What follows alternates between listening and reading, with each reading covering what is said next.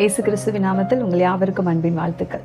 Aaron, ஏன் நம்ம ஆரோனை குறித்து இன்னைக்கு பார்க்க போகிறோம் அப்படின்னா, இன்னைக்கு வளர்ந்து வரக்கூடிய ஊழியக்காரர்களாக இருக்கட்டும், இல்லை தெய்வ பிள்ளைகளாக இருக்கட்டும், தெய்வ மனுஷங்களாக இருக்கட்டும், விசுவாசிகளாக இருக்கட்டும், இந்த கடைசி காலங்களில் அவரிடமிருந்து கற்றுக்கொள்ள வேண்டிய ஒரு முக்கியமான விஷயம், அவரிடமிருந்து நம்ம விட்டு விட வேண்டிய ஒரு முக்கியமான விஷயத்தை குறித்து இன்னைக்கு நம்ம தியானிக்க. மோசேயினுடைய சகோதரன், அதாவது மூத்த சகோதரன், அவருக்கு மோசேக்கும் இவருக்கும் ஏஜ் டிஃப்ரென்ஸ் பார்த்தீங்கன்னா 3 வருஷம்.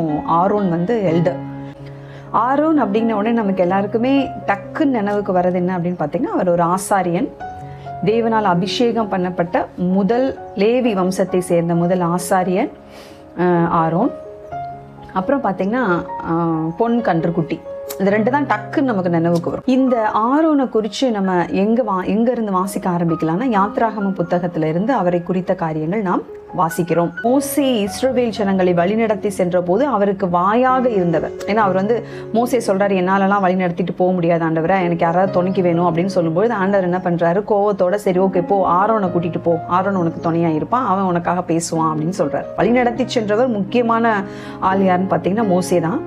பட் ஸ்டில் அவருக்கு ஹெல்ப் ஆகவும் அவரோட பர்சனல் அசிஸ்டண்டாகவும் இருந்தவர் தான் இந்த ஆரோன். ஆனால் ஒரு ஆசாரியத்துவத்தின் முக்கிய அடையாளமாக காணப்பட்ட இந்த ஆரோனிடமிருந்து சில விஷயம் நம்ம கற்றுக்கலாம், சில விஷயம் நம்ம விட்டுறலாம். இது வேண்டாம், தேவையில்லை, இப்படி இருந்தால் இந்த மாதிரியான பின் விளைவுகளை நம்ம சந்திக்க வேண்டும் அப்படின்ற மாதிரி சில விஷயங்கள் இருக்குது. என்ன விஷயம் அவர்கிட்ட இருந்த ஒரு முக்கியமான நல்ல விஷயம் அப்படின்னு பார்த்தீங்கன்னா, இப்போ தேவன் அவரை அபிஷேகம் பண்றாரு.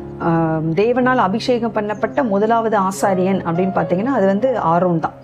அவருடைய அபிஷேகம் பார்த்தீங்கன்னா ரொம்ப ரொம்ப ஒரு முக்கியமானது. அவர் ஆசாரியனாக தெரிந்து கொள்ளப்பட்ட விதமே மிகவும் ஆச்சரியமாக இருக்கும். அதை குறித்த காரியம் என்னாகமம் 17:8 இருக்குது. நீங்கள் அதை என்னாகமம் 17வது அதிகாரத்தை நம்ம வாசித்து பார்த்தாலே, தியானிச்சு பார்த்தாலே தெரியும். ஆண்டவர் சொல்றாரு, 12 கோத்திரத்துல இருந்து கோத்திரத்துக்கு ஒருத்தர், கோத்திர பிரபுன்னு சொல்லுவாங்க இல்லையா, அந்த மாதிரி ஒருத்தரை தேர்ந்தெடுத்து அந்த 12 கோள்களையும் பார்த்தீங்கன்னா என்னாகமம் 17:4 போடப்பட்டிருக்குது. சாட்சி பெட்டிக்கு முன்னாடி கொண்டு வச்சிருங்க.